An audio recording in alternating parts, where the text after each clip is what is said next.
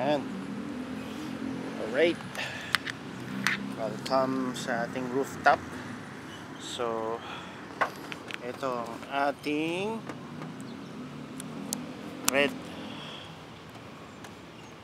oak leaf. Yan.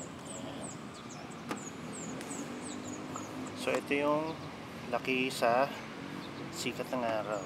Yan. Diba? Tingkad eh. Napakatingkad. Tapos ito naman, inakyat ko yung galing sa ating grow lights.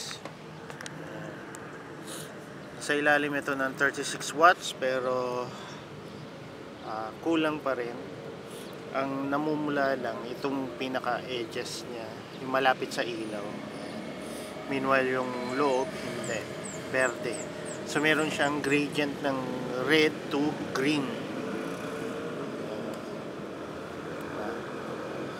Compared dito sa ating sun-kissed red oak leaf, ito ay ruksay. Yan. Talagang napaka-vibrant niya. Yung mga hindi naabot ng sikat ng araw sa loob, yan. Green yung loob. At compared dito sa ating laki sa grow lights. Yan. Mas intense, mas talagang nag-activate yung kanyang chlorophyll red.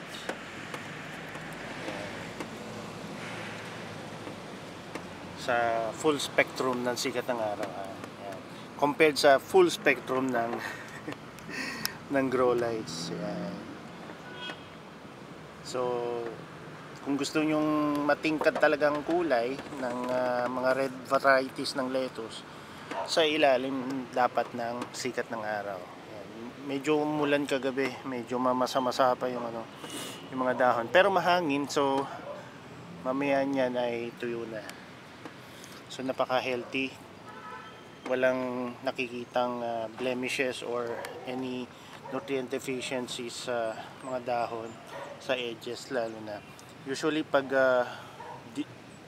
deficient yan or may problema, yung edges nito ay nagkakaroon ng parang kulay brown, parang leaf burn din, tip burns. Ayan. Ito wala. Ayan, wala din. So, due to heat stress na rin yun.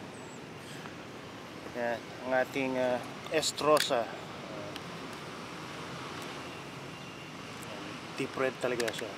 Tinaasan ko lang yung exposure, ayan, para makita natin yung detalye. Ito yung indoor grown na ruksay. Ito ang outdoor grown sun-kissed, full sun from morning hanggang paglubog na ng araw. Ito ang ruksay. Totong kulay niya kapag laki sa sikat ng araw. Yan. Diba? Tapos yung estrosa natin, hindi siya leggy. Kadalasan kapag indoor, talagang leggy siya, pero ito, tingnan nyo, compact. Yan. Diba? Kasi nakakasagap siya ng totoong full spectrum ng solar radiation, ng spectrum ng sikat ng araw. Yan. So deep red talaga siya. Yan. So ito, dadalhin na natin siya dito.